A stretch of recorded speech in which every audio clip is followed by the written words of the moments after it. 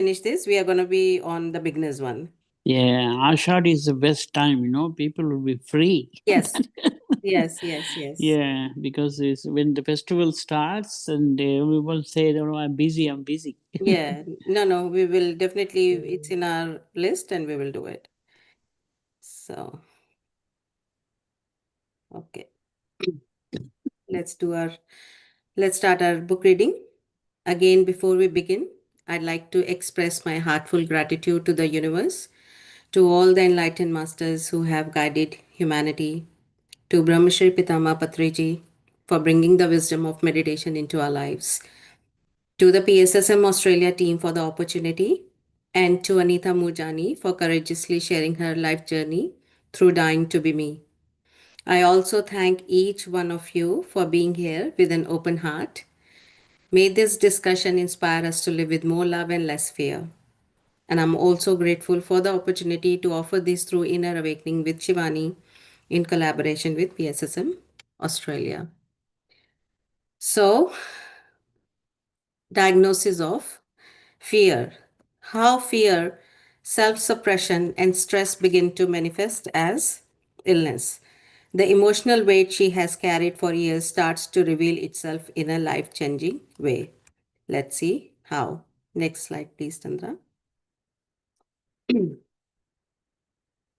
So life was moving forward, but old pressures remained. After marriage, Anita and Danny began building a life together in Hong Kong. They moved into a quieter suburb, adopted a dog named Cosmo, and started settling into married life. But several changes happened at once. Her brother moved to India with his family due to recession in the country. Her mother followed, and Anita suddenly found herself separated from the family she had always lived close to. And then she lost her job because of recession too. Finally, she found freelance work for a relocation company and started to enjoy the freedom it offered as it wasn't full time. At the same time, people around her began asking another familiar question: when are you going to have children? Now that is, see the smile on the faces. It's like every Indian house, I think, is, when are you going to have the children? But Anita was not ready. She still wanted to work, travel, and experience life. Once again, she found herself caught between what do I genuinely want and what am I supposed to want? So, notice how sometimes, or most of the times, our environment makes us feel inadequate simply because our timing in life is different from everybody else. And this in Anita's life leads to the fear of not measuring up returns, right? For example, she didn't every girl in the Indian community was used to have children just after the marriage, and because she is not following the timeline, she felt inadequate.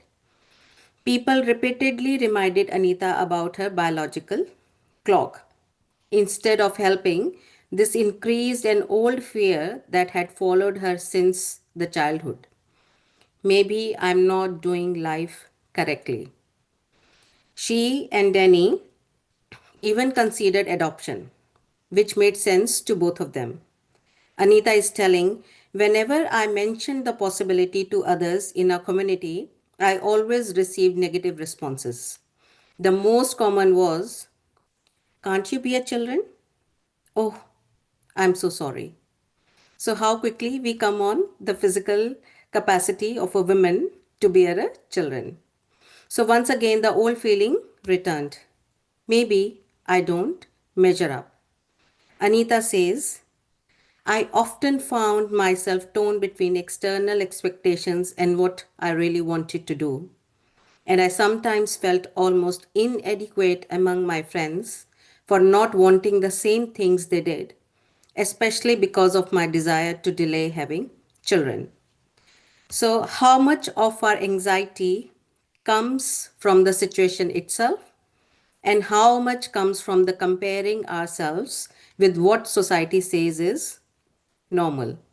So, we need to look into our lives, how much we are considerate of the society, and that brings unnecessary um, anxiety into our lives. Now cancer suddenly became very close. Then Anita's best friend Sony was diagnosed with cancer in summer of 2001. Sony was young, strong, vibrant, and healthy. So the diagnosis shocked Anita deeply.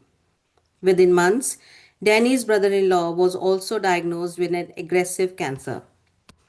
Now, cancer was no longer something distant to Anita. It was affecting people Anita loved, and they both were close to her own age. Anita began researching cancer initially because she wanted to help Sony, but something then changed while she was researching. The more she researched, the more frightened she became of her own life. Suddenly, everything appeared dangerous. Food pollution, plastics, microwaves, sunshine, mobile phones. Eventually, as Anita herself says, she began to fear life itself. So now life, because these things, food, pollution, microwaves, plastics, can you remove from your life even if you want to? Not 100%. Cannot. So now the life itself become dangerous to her. So this is an important moment in this chapter. Information was supposed to help her feel more in control. Instead, it made her feel that danger was everywhere. Can our attempt to control fear sometimes actually feed the fear? Can it? Yes or no, chats. Can our attempt to control fear sometimes actually feed the fear? Yes, yes.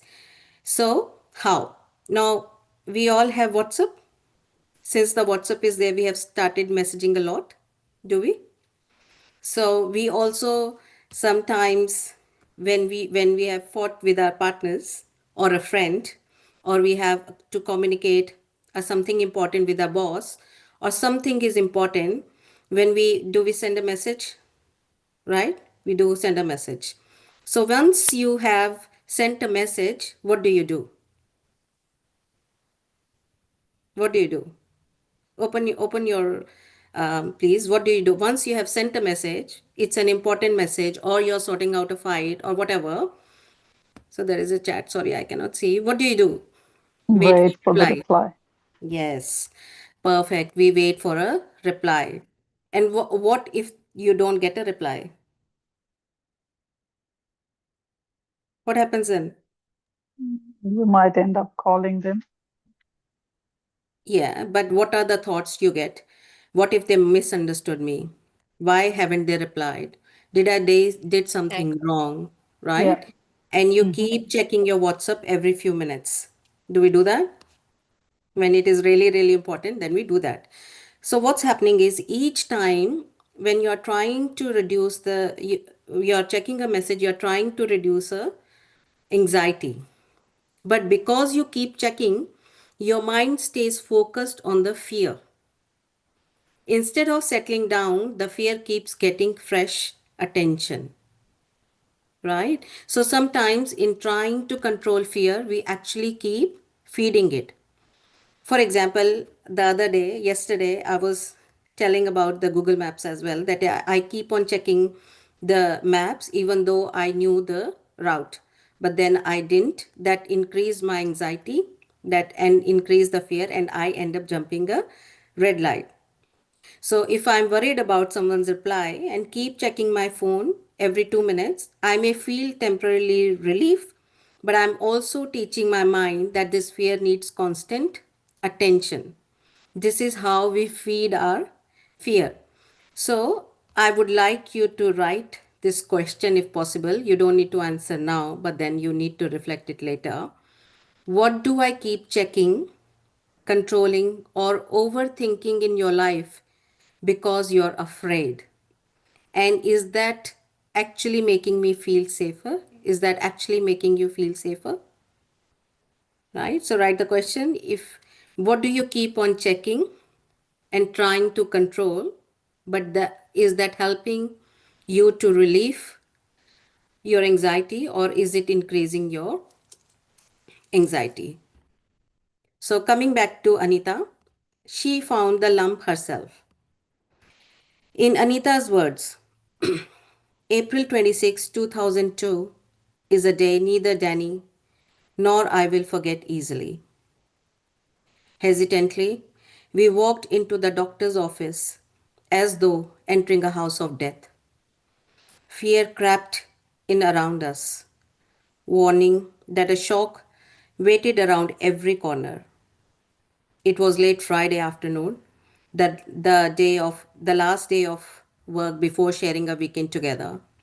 We moved our way through the rush as everyone was starting to leave work to celebrate the pre-weekend happy hour. Everyone, that is, but us. We scarcely noticed the setting orange sun casting its fiery glow on the glass skyscrapers of our vibrant city as it lowered itself behind the harbor. Today, we were to learn the results of the test the doctor had run on me. A few days earlier, I'd found a lump on my right shoulder just above the collarbone. In that moment, I refused. Rather, I demanded that it be nothing more than a cyst or a large boil. Yet, the ugly little voice in the back of my mind, a, pre- uh, a predictor of doom, harped at me relentlessly, convincing me if it was more than that. So this was happening while she was watching Sony is becoming increasingly ill. So before Anita even received her diagnosis, her imagination had already connected the lump with everything she had witnessed in her friend. The doctor confirmed that Anita had lymphoma. The moment she heard the word cancer, the rest of the conversation almost disappeared, as if the doctor was talking from under the water. Outside the window, Hong Kong continued exactly as before. People were laughing, the sun was setting, life was continuing. But for Anita, her entire world has changed in one sentence. The world does not stop when our world stops, does it? It keeps on moving. Second slide, please, Chandra. Let's just have one normal night. The doctor was gentle and told Anita and Danny that more tests were needed before treatment decisions could be made. He assured her that he will stick by her side. It was Friday, with further tests to be done on Monday. The doctor asked them to try to relax and enjoy the weekend as best as they could. They were terrified. So Anita explained terror collided violently with reason. Neither Danny nor I could think. We refused to.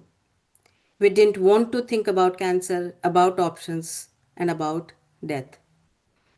I wanted to pull the normal world around me and run away.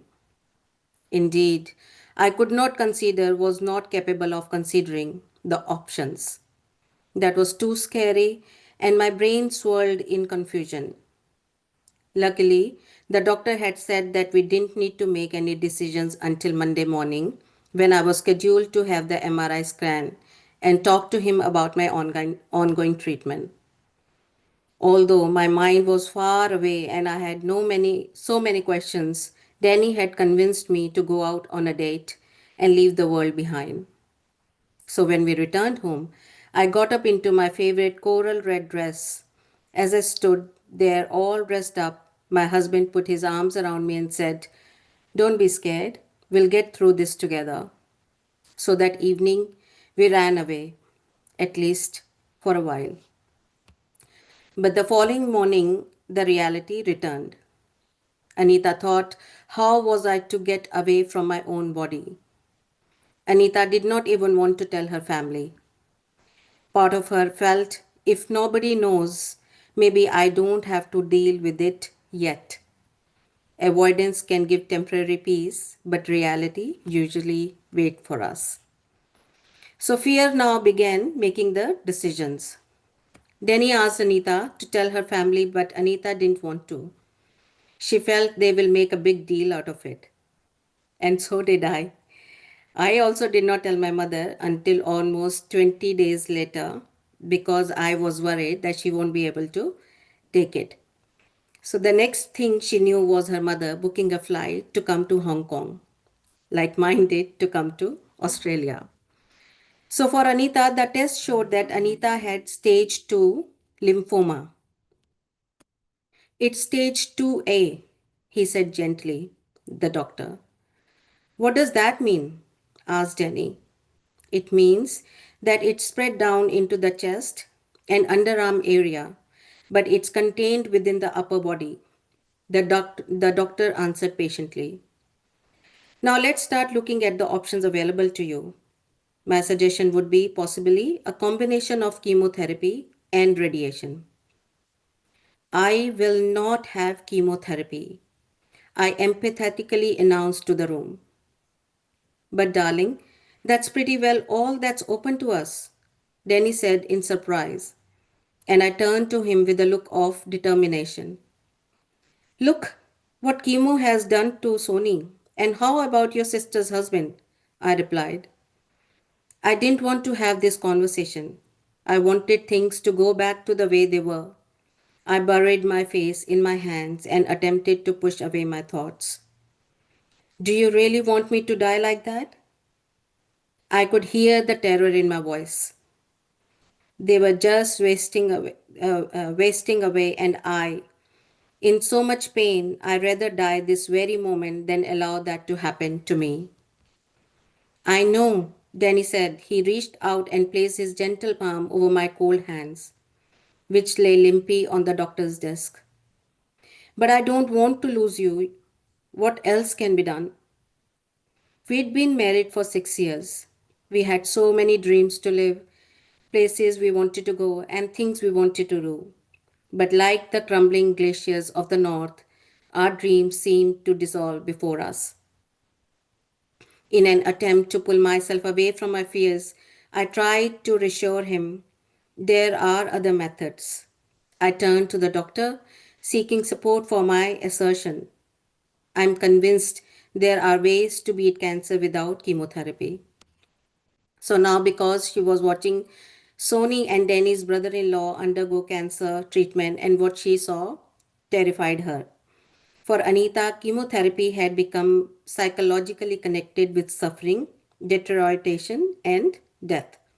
Her response was therefore not simply a treatment preference, it was deeply entangled with fear. Her greatest fear had come true. Before her diagnosis, one of Anita's greatest fear had already been cancer. She had watched people around her become ill. She had researched it obsessively. She had become afraid of possible causes. And then she herself received the diagnosis. To Anita, it felt almost as though the very thing she had feared most had finally entered her life. But the important point is not to conclude that fear caused her cancer. Rather, in her own story, fear had already begun dominating her emotional world before the diagnosis. So, what happens when we spend so much time facing a future possibility that we begin suffering from it before it has ever happened? This is one of the strongest lessons here. Sometimes the event happens once, but in our imagination, we may live through it hundreds of times beforehand, isn't it? Next slide, please, Chandra.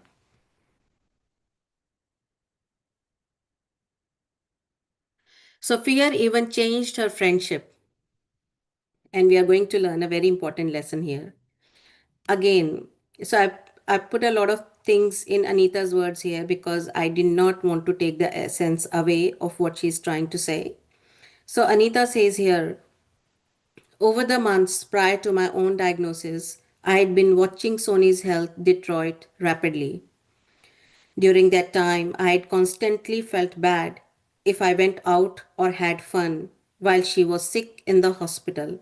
So she's feeling guilty of not of going out when her friend is suffering in the hospital. In somehow felt wrong to be enjoying myself while she was suffering. As her health continued to deteriorate, it became more and more difficult for me to find enjoyment in life or free myself from the feelings of guilt. Now that I was dealing with my own cancer, it became more and more difficult to watch my friend get sicker and sicker, and I found myself spending less time with her.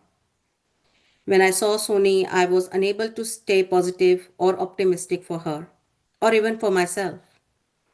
I reached a point where I didn't think it was helping either of us to spend much time together as we used to. So finally, what happened? They stopped meeting. So Anita is thinking, how can I be happy while my friend is suffering? So the lesson here is to ask the question to ourselves: does feeling guilty for experiencing joy for ourselves actually reduce other person's suffering? Will it happen if we stop doing? But then sometimes we unconsciously believe, if someone I love is suffering, I should suffer too, isn't it? So, but does our suffering really help them? And what is it doing to you? So, it is good to be compassionate, empathetic, but that doesn't mean that you start absorbing their pain into your life, and then it is impacting your health. And Patriji always said that you cannot pour from an empty cup, right? So if your cup needs to be filled to help anyone. In flight as well, they say put your oxygen mask first before you help others, right? So it comes to everything in your life. It's not, and it is never, we are trained to think that when we are not suffering with them, we are selfish, right? This is something I think has in Indian community as well, that if you're not suffering with them, you probably is being selfish and you're not caring and you're not loving them. But then if this thought is there in your mind in any way, please take it out. And when someone is suffering, send them strength, send them love, send them prayers, send them compassion. Do whatever in your capacity to help them, but do not absorb the pain. Sony dies and fear becomes the anger now. So eventually, Anita received the call that Sony had died. So this is how Anita is explaining her emotions, how she felt. Although I was overcome with emotion and ached at the thought that she was gone, a small part of me was relieved that she was no longer in pain. So we have been told that when someone is really suffering in hospital, and then sometimes we say that it's better for them to die rather than to live because in so much pain. But then we all take a guilt if we say like that, isn't it? So she also said the same. A small part of me was relieved that she was no longer in pain. The day of Sony's funeral will be etched in my memory forever. I still can see the look of devastation of the faces of her parents at losing their beloved daughter, the shock of her younger sister and older brother at losing their dear sibling, the grief and helplessness on her husband's face as he was coming in terms with his loss. But most of all, I'll never forget the tear stained, innocent faces of her little children and their look of horror as they watched their mother's coffin being thrown into the fires of the crematorium. That memory will haunt me until the end of my days. And that was the day that anger was added into the mix of my spectrum of emotions toward my plight. And to make matters worse, it wasn't long after the funeral that we received the call telling us that Danny, brother in law, had lost his battle as well. He too left behind a young spouse and two small children. I was angry at the cruel joke we call life. I couldn't understand what it was all for. It seemed as though we lived for a few years. We learned from our struggles, and finally, when we got the hang of things, we ended up thrown on a fire in a wooden box. Surely it wasn't supposed to happen so soon. It all seemed so meaningless, somehow so pointless. So, what is this chapter is really about? With this, we are finishing the chapter. So, what is this chapter really about? So, the chapter is called Diagnosis of Fear. And interestingly, the diagnosis is not only cancer. In another sense, Anita is showing up growing presence of fear itself in her life. Fear of being different, fear of disappointing people, fear of not having children, fear of cancer, treatment, suffering, fear of losing the people she loved, and then finally, the fear of death. So slowly, fear had expanded from one area of her life into almost every area. But if you had noticed, there is another pattern running through Anita's story, and this is really important to understand because I'm sure 100% this pattern is also running in our lives. Whenever something difficult happened, her mind often moved immediately into the future, right? The friend gets cancer. Could this happen to me? She discovers a lump.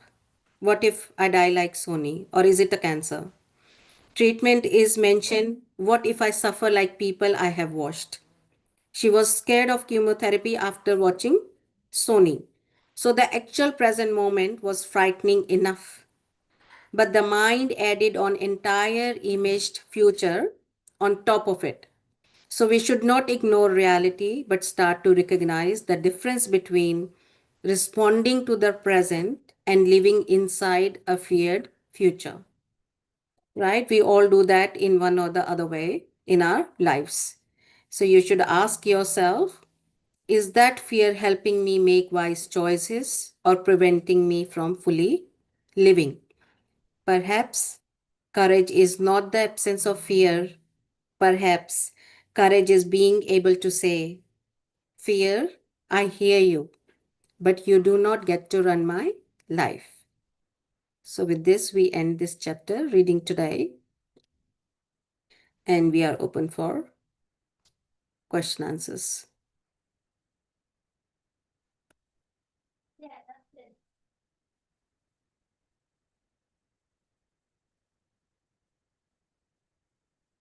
Any thoughts? Any questions? Hello, Narayana ji.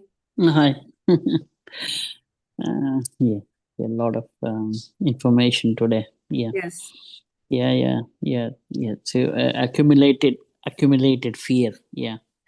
Have you ever heard of a treatment called Trojan? Can you Google search? Yeah. Because I Yeah. I suggested to one of my friend actually. She was in stage 4 or 5, maybe. Mm. Page Um, 4 is the last one. yes, maybe stage Mm. 4, but I'm not sure. But Yeah. years ago, maybe 10 years ago, and then we were called into the mm, like a conversation room, like where they tell you that how many days you left or something like Yeah. that. Yeah. Then I just asked him, have you heard of this Trojan treatment? It is in Melbourne actually, but he doctor didn't refuse actually. Doctor didn't escape from that. Okay, he said, "Give me 5 minutes, I'll be back." And he Okay. went and he searched everything. Trojan. Yeah, Trojan, like the Trojan horse. Yeah, and Yeah. then he spent 5 minutes and came back. That's really good, but I didn't know about this. But Mm. now it's too late. At stage 2, maybe I could have recommended her. Mm. Mm. Yeah, but it was a little bit Late. late. But Yeah. I didn't know. Like I came to know through some Yeah. messages actually. Yeah. Yeah. But yeah, we just trying to learn from others. Yes. And this actually the line I said living in feared future, this is actually was happening to me this time when I came from hospital. So I spoke, so I I spent the day well. I was very conscious of my thoughts and I was keeping myself in positive thoughts, whatever happened happens for your good reason. Shivani, it's okay, you are well. Trust the process of life. I was on repeat mode. I was telling this and the day went well and I came home. And after a week or so, I was still okay. I survived. And after a week or so, I spoke to one of my friend, and her mother also had, and the thing was, it was the same kind of cancer, lung cancer. So her mother had lung cancer, and she said, and I was telling the further treatment. The doctor said this is the medicine that works in the brain for me. If it doesn't work now, then the next option is radiations. And I was talking to her, and she also said that her mother was on medicine and for few years, and the medicine kept on changing. Now because the medicine body is immune to the medicine, now the next option is chemotherapy. mm, So in my what scared me was I was in medicine, but my first medicine only lasted less than 2 years. And now we got this medicine, and this is the last medicine for now. And then after that, there is radiation. And then again, actually, that word chemotherapy, it start ringing. So another 1 year, 2 years, if there is no medicine, then I have to go to chemo. And I started keep this thought of chemos and the medicine, and what if there is no medicine. In my case, it is more dangerous in the sense because the brain is involved. So I'm like, I was in fear, fear, fear. I was actually started continuously living in fear, and I could feel a sense of anxiety sitting all the time inside me. And then I was like, what to do, what to do? And then I just, I somehow, the universe, I just remembered someone said, read this book. Even though I have read her story, I've heard near death experience, I thought, let's pick up this book. At least it will help me to, divert my mind. And when I started reading the book, it started with fear. And that is the one thing I was dealing with. So I was thinking as if universe has sent something, just for me in mm, that moment. And then it helped. This book helped a lot. And again, it's not easy to deal with fear, I guess. I don't remember that I have this condition, but sometimes when I'm sitting, I will suddenly remember. I'll suddenly feel a pain, and then I have to distract myself and come back to work. So I think there is one or the other fear in everyone's life. But yeah, I'm trusting the universe, whatever yeah. happens. And That's also one of my close friend, she's an endocrinologist actually. mm, She said something about the health. Like when I was worried about taking tablets or whatever, she said, don't be worried. Like yeah, the body will fight for by itself yes, 24 hours. Even if you're yeah, sleeping, the yeah, body is working to get rid of yes, any illness.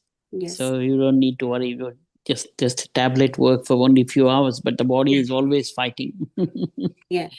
Yeah. I'll share interesting. I'm so excited to tell this actually. That's why I'm sharing. Now that we have time as well, and there's not much people.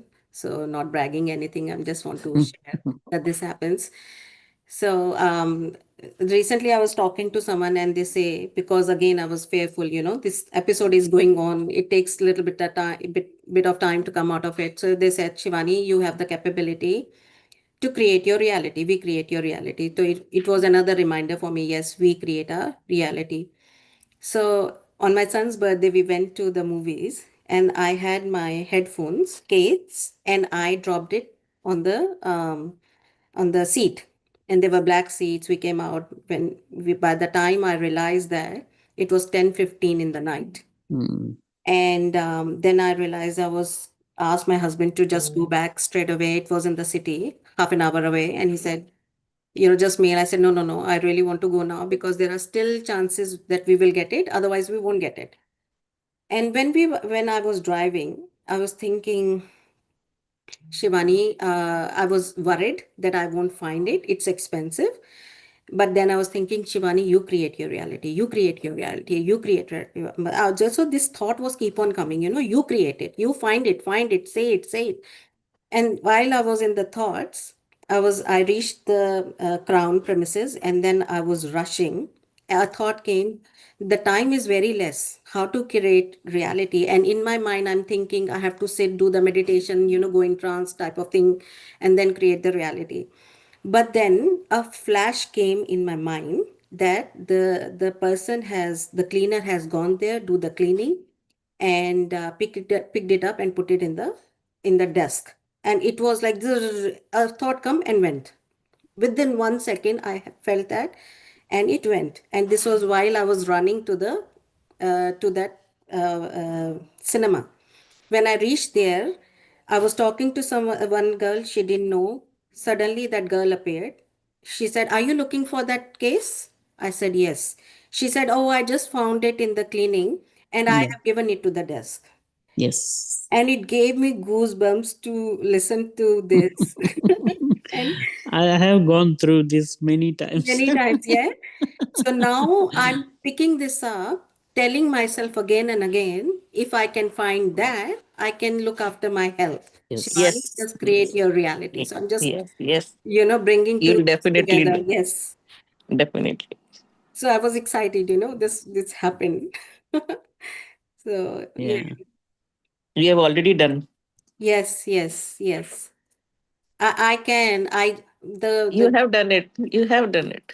done it. Hmm. Yes. Wise people, sometimes, like, yeah, not for everyone. Some wise people, when if they pick up something, they pick up the right book, they pick up the right item, they pick up the right uh, fruit or Yeah. whatever they do. Oh, how come you know about this? Is the Yes. perfect thing. Okay. Yes. I don't know, like it's a coincidence or maybe it Yeah. happens. Yeah. It happens. Yeah. When you are meditated, the synchronicities start Hmm. to happen. Yes. I And believe when we that. were children, actually, but we had one of elder brother, like, he was so, mm, he, he was one of the best, actually. But when we used to ask in attic, we used to put the newspaper. So we said, 17th of August, we need the newspaper for the last month, 17th. Okay. He used to just put his hand and pick up the right Oh, newspaper. wow. I couldn't believe it. Yeah. This is not just one time, number of times. Yes. Only him. Yes. And my father used to tell, like, this is something going to happen today or tomorrow. Yeah. Okay. Someone would die, or maybe he was Like pretty. my mother. Mm, She's still having dreams. mm. Before my scans, she will tell will the scan will be okay or no. I didn't tell her that I've been diagnosed with her, but she could sense that me and Deepak, my husband, are very Oh. terrified. She saw us wandering and Mm, were with very anxious faces. yeah. She saw that in her dreams. Yeah. And then she pretty much once it was my post graduation result, and I asked, "Mummy, did you have a dream?" And she said, "Yes, you are second, and the girl who's first is only one number ahead of you." Oh my God. Exactly, it happened. Mm, So she gets the dreams. yeah. Gifted. Some people are gifted. Yeah. She's not a meditator. She's been Yeah. gifted. Yeah. Maybe previous lives. Yes, yes, yes. Sanchit ka. That's right. So we had less people today. It is good that we spoke. We had a talking session. Thought, yeah. Something that we came up, actually, the Trojan thing, like I Yes, really forgot all these days, actually. But yes. I'll search up um, Trojan. yeah, I should have told That's okay. earlier. You will only Right say things time. when the time is right. Mm. That's fine. Like Narayan, his words and all these are very deep seated, like Yes, comes from like very far, far away. yes, yes. Yeah. Yeah. So Chandra has shared the book reading playlist in the chat. If anyone wants to keep it or missed any sessions and they want to go through. Sure. And then we will share that in the PSSM community as well. And again, Yeah. I really want to say thank you from my heart. And you all three, four are always there, smiling, interacting, helping me, talk and be on the cameras. Thank you so much. No, it would have been better, like if you had more people. Like well, I don't know. People don't want to hear the pain or the fear, whatever you say. Yeah, But say you can, because we have a group. You can yeah, always take the poll. How many yes, people are willing to do. yeah, So it'll be a little bit. You will be prepared. Like yeah. if you think 20 people coming and to join the group, then you'll be What you will cater to them Yes, actually. but we sometimes what I believe, Narayana ji, when I'm doing this book or this has come, is basically I feel whosoever needs the wisdom of this book will automatically connect. Even though 20 people, if they are not coming today, there was nothing for them to learn from this book, maybe Mm. for today. So Yeah, what where it is needed, they will come. So that's fine. Yeah, what I have heard in the YouTube, it's entirely Different. very short. Yes, very But sure. this one is in detail. Yeah. Sometimes I feel like why you are going into the personal matters and something like that. But Yeah. sometimes it does. Today's subject is like that. In today's Yes. friend's Yeah. illness, and I didn't know anything about this actually. The relative. The reason being Narayana ji, because the another reason I picked this book is her life is ordinary and good in broader terms. When I got diagnosed with cancer, so the some when I spiritual in spiritual terms, the first question was that cancer comes when there is a deep grief, and I was like, there is no grief. My childhood was great. Everything was perfect. I had a wonderful childhood, and my husband relationship with my husband is so good. Like, he's wonderful. I couldn't see any problem in my life. But then after in last 1.5 years, I have gone deeper. And then now I know grief doesn't mean the actual grief or losing people. Grief is about losing your safety. Grief is about losing your identity. Grief is about losing your self love. So anything that you are losing is a grief. You hold that grief. So it's not about, I said, my dad passed away 6, 7 years ago, and I was okay. I was able to handle. I wasn't in bad condition. So I thought, why grief? Why it has come to me? So that why question is, I dig, and then I realized that the anger, the sadness, these are the surface level emotions. When you dig deep, it is fear, it is grief, and it is they are hidden differently in our bodies, then they appear in the front. That's why when you do inner work, they say you open up like an onion. You're peeling Mm. one layer, two layer, three layers. So, interestingly, I had a dream few days back, and I discussed with Kanchan. I saw a mold. I'm clearing a mold. I don't know why. What does that mean? So, and then we both, talked about it, and we figured out, I think the mold is that I have done the upper work. The mold only appears when you have cleaned the Top. surface, and the deeper Mm. part is the mold, right?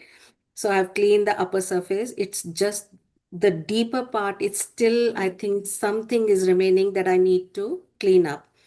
And I think I've cleared most of it, but I just need to do more. So this is how, the journey is. It's different on the front, and it is different inside.